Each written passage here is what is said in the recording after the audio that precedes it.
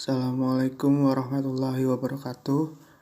Sebelumnya perkenalkan kami dari kelompok 11 Manajemen Risiko akan menjelaskan tentang risiko kredit dan perhitungan kecukupan modal. Kelompok kami terdiri dari 3 orang, yaitu saya sendiri, Muhammad Azhar Hidayatullah dengan NIM 108, Bima Saputra Aji Pratama NIM 177, dan Salsabila Oktar Rahmawati dengan NIM 180. Silakan disimak baik-baik dan apabila ada pertanyaan silakan ditanyakan. Terima kasih. Assalamualaikum warahmatullahi wabarakatuh. Saya Salsabila Oktar Rahmawati dengan NIM terakhir 180 akan menjelaskan tentang pemahaman risiko kredit. Risiko kredit adalah risiko kerugian yang disebabkan oleh pihak rekanan atau pihak kontrak yang tidak memenuhi kewajibannya. Risiko kredit dapat berasal dari berbagai aktivitas fungsional bank, seperti kredit atau pembiayaan, aktivitas treasury atau penyimpanan dana antar bank, pembelian obligasi korporasi, aktivitas terkait investasi, dan trade financing. Dikutip dari buku Ikatan Bankir Indonesia atau IBI, dalam modul Sertifikat Manajemen Risiko Tingkat 2 dijelaskan bahwa bank melakukan segmentasi kredit berdasarkan karakteristik unik dari masing-masing departemen bisnis. Subdivisi kredit akan mempengaruhi perlakuan dan kebijakan bank dalam menentukan ruang lingkup agunan struktur kredit dan penetapan otoritas kredit. Namun, meskipun setiap bank mungkin berbeda dalam menentukan segmentasi kredit masing-masing bank, segmentasi kredit biasanya dapat dibagi ke dalam kategori kredit retail, kredit komersial, dan kredit korporasi. Pada modul Sertifikat Manajemen Risiko 2 juga dijelaskan mengenai sistem Three Line of Defense yang terkenal di industri perbankan dengan menjelaskan bahwa bisnis di dalam bank dibagi menjadi 3 fungsi, yaitu yang pertama, departemen bisnis merupakan bagian dari pengembangan bisnis. Yang kedua, menentukan manajemen risiko bank, kebijakan dalam pengembangan unit bisnis. Yang ketiga, bagian kepatuhan dan audit yang bertanggung jawab atas pengawasan untuk menjaga kepatuhan terhadap kebijakan dan peraturan yang berlaku. Bank di wilayah yang lebih kecil juga telah mengadopsi sistem serupa, yaitu kredit. Materi selanjutnya akan dijelaskan oleh Mas Azhar. Baik, di sini saya akan menjelaskan tentang kebijakan dan prosedur kredit. Menurut Ikatan Bankir Indonesia (IBI) dengan Bankir Association for Risk Management pada 2015 terdapat kebijakan dan prosedur untuk meminimalkan risiko kredit dari semua aktivitas perbankan pada tingkat individu dan portofolio. Berdasarkan prinsip tersebut, bank harus menyusun kebijakan sesuai dengan Peraturan Bank Indonesia Nomor 5/8/PBI/2003 yang kemudian direvisi dengan PP 11/25/PBI/2009 yang mengatur tentang penerapan manajemen risiko secara komersial di bank, termasuk manajemen risiko kredit berdasarkan Nomor Edaran Bank Indonesia tanggal kewajiban merumuskan dan melaksanakan kebijakan perkreditan Bank Umum UPBB 27 tanggal 31 Maret 1995. Bank harus menyusun kebijakan perkreditan yang disesuaikan dengan kondisi dan kompleksitas usahanya. Persetujuan kebijakan kredit dibahas oleh Dewan Direksi atau Komite Tingkat Dewan. Kebijakan kredit bank harus disetujui oleh Dewan Pengawas Bank. Pihak yang secara langsung melaksanakan pemberian kredit berpartisipasi dalam proses penyusunan kebijakan perkreditan. dengan tujuan meminta pertanggungjawaban kepada semua pihak terkait atas kebijakan tersebut. Kebijakan dan prosedur berkaitan lazimnya mencakup dan mengatur terkait dengan hal-hal pokok sebagai berikut. Yang pertama, prinsip kehati-hatian kredit. Yang kedua, konsep dan prinsip resiko kredit. Yang ketiga, organisasi dan manajemen kredit. Yang keempat, desentralisasi kewenangan dan batasan risiko. Yang kelima, menetapkan kriteria untuk suku bunga pinjaman yang disesuaikan dengan risiko atau penetapan harga berbasis risiko. Yang terakhir yaitu penggunaan portofolio investasi, target, dan strategi pengalihan risiko. Baik, selanjutnya di sini saya akan menjelaskan beberapa aspek yang ada di dalam kebijakan dan prosedur kredit. Yang pertama yaitu kebijakan pokok dalam perkreditan. Yang pertama ada profesionalisme dan integritas pejabat perkreditan. Dalam kebijakan perkreditan harus dinyatakan dengan jelas bahwa semua pejabat bank yang terkait dengan perkreditan termasuk komisaris dan anggota direksi harus jujur, objektif, serius, dan teliti dalam menguasai keterampilan profesional bidang perkreditan.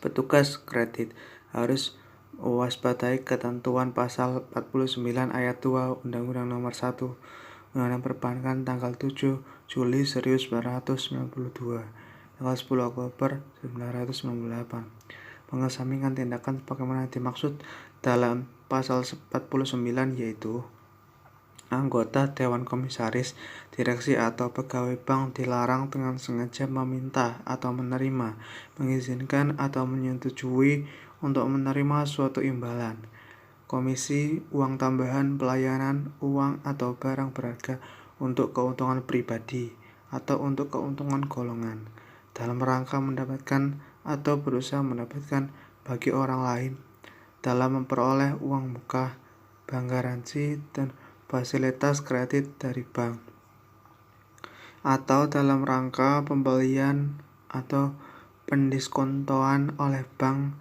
atas surat-surat wesel, surat promise check, dan kertas dagang atau bukti kewajiban lainnya, ataupun dalam rangka memberikan persetujuan bagi orang lain untuk melaksanakan penarikan dana yang melebihi batas limit. Yang kedua, tata cara penilaian kualitas kredit. Kebijakan perkreditan mengatur tata cara penilaian kualitas kredit untuk memastikan bahwa hasil penilaian pemulihan kredit yang dilakukan oleh bank telah sesuai dengan ketentuan yang ditetapkan oleh Bank Indonesia atau OJK. Yang ketiga, ada kredit yang perlu mendapatkan perhatian khusus. Menggunakan kapitalisasi tunggakan untuk proses pinjaman, prosedur likuidasi kredit macet, dan prosedur verifikasi kredit macet, serta prosedur pelaporan kredit macet, mendapatkan prosedur penyelesaian proyek kredit yang dikendalikan oleh bank, dan hasil penyelesaian kredit memberikan kredit kepada pihak yang terkait dengan bank dan atau debitur besar tertentu, antara lain batas maksimum kredit pihak terkait, batas maksimum kredit BPMK, dan tata cara pemberian kredit kepada pihak terkait, memberikan pinjaman kepada sektor ekonomi, segmen pasar, atau kegiatan usaha dan debitur yang berisiko tinggi bagi bank. Yang keempat, kredit yang perlu dihindari. Ada beberapa kredit yang perlu dihindari, yaitu penghargaan untuk tujuan spekulatif, kredit untuk sektor industri di daftar negatif bank, pinjaman yang diberikan tanpa informasi keuangan yang memadai, pinjaman yang membutuhkan keahlian khusus tidak dimiliki oleh bank, memberikan pinjaman kepada debitur bermasalah atau kredit macet, dan bank lain. Selanjutnya yaitu kebijakan persetujuan kredit. Dalam hal persetujuan kredit, kebijakan perkreditan minimal mengatur mempertimbangkan hal-hal dalam perumusan kebijakan kredit minimum, yaitu antara lain yang pertama proses persetujuan kredit, yang kedua tanggung jawab pejabat pemutus kredit. Yang ketiga, batas wewenang persetujuan kredit. Yang keempat, konsep hubungan total permohonan kredit. Yang kelima, persetujuan permohonan kredit dilakukan atas dasar penilaian seluruh kredit dan pemohon kredit yang telah diberikan dan atau akan memberikan secara bersamaan oleh bank. Yang keenam, perjanjian kredit. Yang ketujuh, persetujuan pencairan kredit. Yang ke-8, proses persetujuan kredit. Yang ke-9, tanggung jawab perusahaan kredit. Yang ke-10, pembatasan kewenangan persetujuan kredit. Yang ke-11, konsep hubungan total pemohon pinjaman. Yang ke-12, persetujuan pengajuan kredit didasarkan pada evaluasi terhadap seluruh pemohon kredit yang telah atau akan diberikan oleh bank kepada saat yang bersamaan. Yang ke-13, persetujuan kredit. Dan yang terakhir, setujui pembayaran kredit.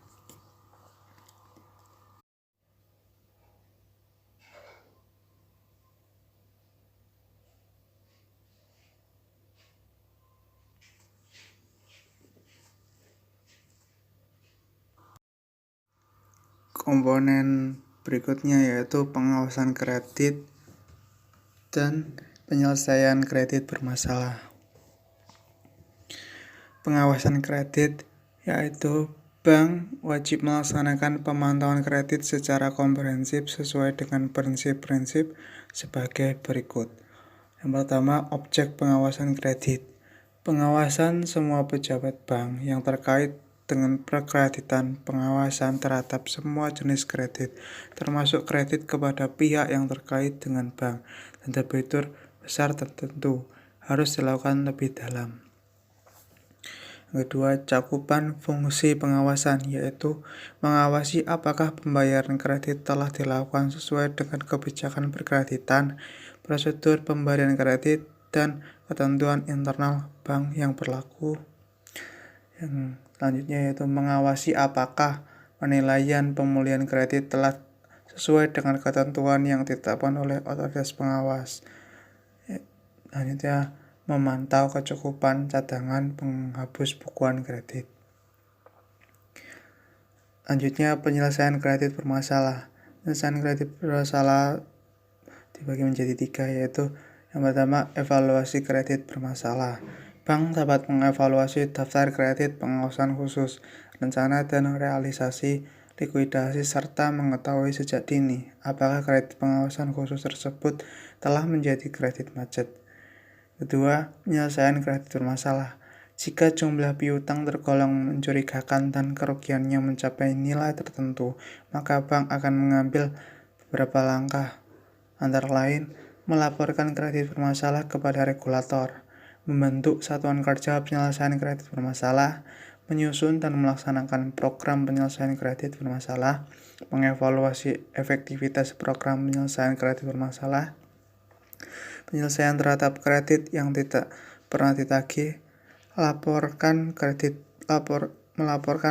bermasalah kepada regulator, membentuk unit kerja likuidasi kredit bermasalah, mengembangkan dan menerapkan prosedur likuidasi kredit bermasalah, dan mengevaluasi efektivitas rencana likuidasi NPL. Menyelesaikan kredit yang belum pernah dikumpulkan. Yang terakhir yaitu jika kredit tersebut tergolong kredit macet dan tidak dapat diambil, bank akan mengambil beberapa tindakan.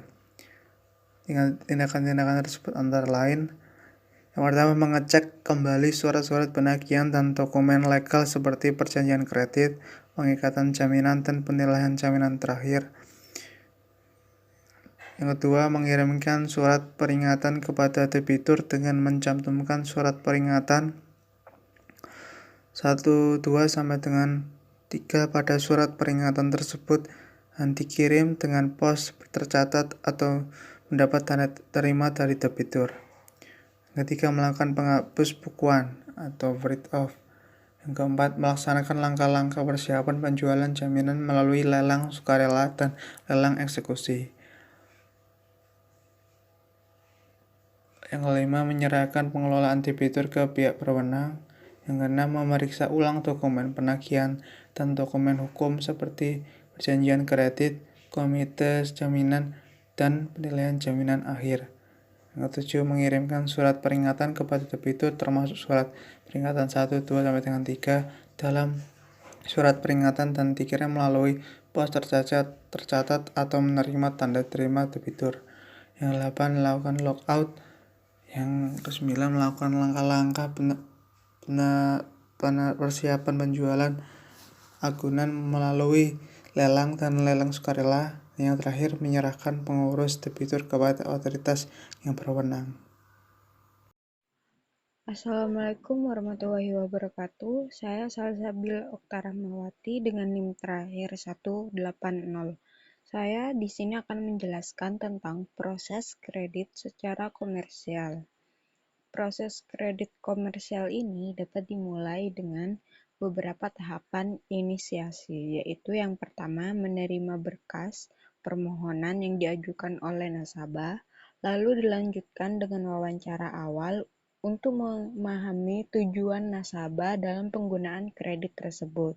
Lalu dilanjutkan dengan proses verifikasi keabsahan atau dokumen yang tepat tentang perkreditan ini, lalu dilanjutkan lagi dengan analisis kualitatif dan kuantitatif.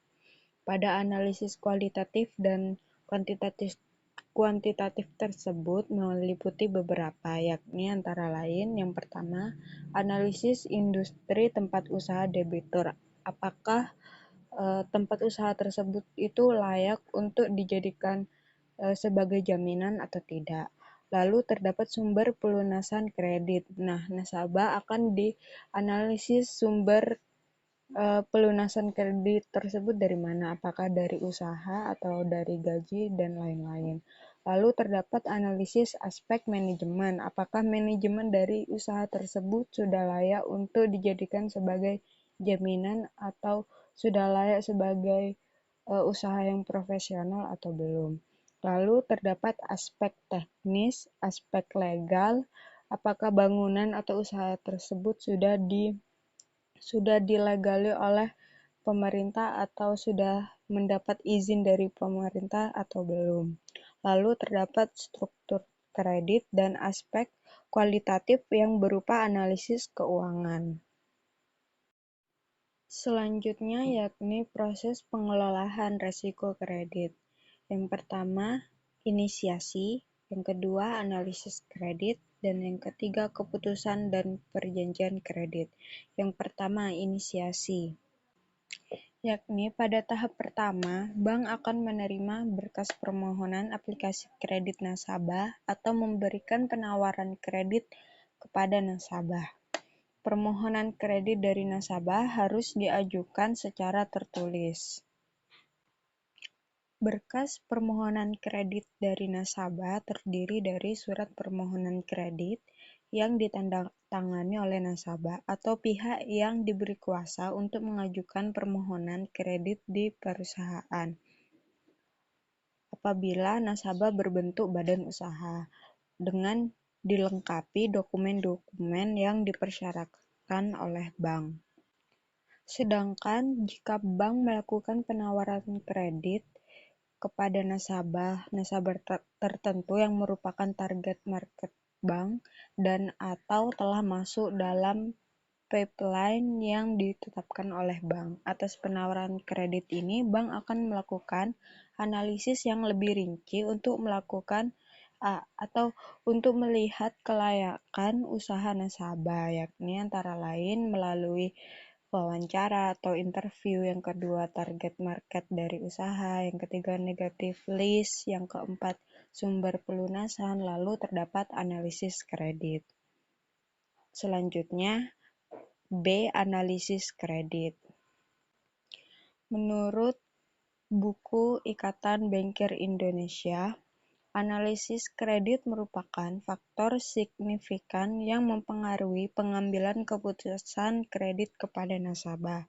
Tujuannya dari analisis kredit adalah untuk membantu bank membuat keputusan pemberian kredit yang tepat dan membantu bank menghindari pemberian kredit yang tidak tepat. Hal yang perlu dianalisis pada analisis kredit ini antara lain yang pertama analisis aspek manajemen, yang kedua analisis aspek ekonomi dan industri, yang ketiga analisis aspek pemasaran, yang keempat analisis aspek keuangan, dan yang kelima analisis agunan. Lalu poin C, keputusan dan perjanjian kredit. Menurut buku di Ikatan Bankir Indonesia, perjanjian kredit yang baik menempatkan bank dan nasabah dalam posisi yang seimbang serta menggambarkan kepentingan kedua belah pihak. Terdapat perjanjian terhadap perjanjian kredit yang dibuat. Perjanjian kredit merupakan diligence yang bersifat administratif dan bukan merupakan faktor dalam pelunasan kredit. Akan tetapi, pada saat kondisi yang menurun atau terjadi masalah pada kredit yang diberikan, kualitas dan kelengkapan perjanjian kredit serta dokumen yang terkait lainnya menjadi faktor yang membedakan apakah bank akan memperoleh pelunasan kembali atau kredit yang diberikan. Selanjutnya akan dijelaskan oleh Mas Bima. Baik, di sini saya akan menjelaskan tentang perhitungan kecukupan modal. Bisnis perkreditan walaupun sudah diupayakan dikelola dengan baik, tetap berpotensi dihadapkan pada risiko bahwa kredit yang diberikan bank tidak dikembalikan atau dilunasi oleh debitur dengan jumlah yang berada di luar dari yang sudah diperkirakan. Oleh karena itu, bank mengalokasikan modal untuk menutup risiko kredit. Hal ini diperlukan agar kerugian bank dapat terserap oleh modal dan tidak mengganggu dana masyarakat yang disimpan di bank. Kebutuhan modal minimum untuk menutup risiko kredit dapat ditentukan dengan menggunakan 3 macam pendekatan, yaitu pendekatan standar, pendekatan internal rating based foundation, dan pendekatan internal rating based advance. Yang pertama, pendekatan standar atau standards approach. Pada pendekatan dengan model standar, metode perhitungan sama dengan yang digunakan dalam Basel 1 tahun 1988. Perbedaan terletak pada kategorisasi aset dan besarnya bobot risiko yang didasarkan pada peringkat yang diberikan oleh lembaga pemeringkat eksternal. Bank mengalokasikan bobot risiko tertentu untuk setiap kategori aset on dan off balance sheet dalam menentukan aset tertimbang menurut risiko atau ATMR sebagai berikut. ATMR sama dengan jumlah exposure dikali bobot risiko. Kategori aset atau kredit pinjaman didasarkan pada kategori umum debitur, yaitu kategori pemerintah, institusi publik, bank dan multilateral, development banks, perusahaan komersial, perusahaan sekuritas, retail, perumahan, dan lain-lain. Yang kedua, pendekatan internal rating atau pendekatan internal rating based atau IRB. Pada pendekatan IRB memperkenankan bank menggunakan metode internal untuk menghitung PD, probability of default. Salah satu komponen untuk menghitung kebutuhan modal untuk menutup risiko kredit. Pendekatan ini diyakini memiliki akurasi yang lebih tinggi dibandingkan dengan standar approach atau pendekatan standar dan menghasilkan perhitungan permodalan yang lebih sesuai dengan profil risiko bank. Yang ketiga, pendekatan IRB Advance. Dalam pendekatan IRB Advance, bank menghitung sendiri probability of default atau PD, exposure of default atau EAD, loss given default atau LGD, dan jangka waktu. Persyaratan untuk menggunakan pendekatan ini lebih ketat dibandingkan dengan IRB Foundation.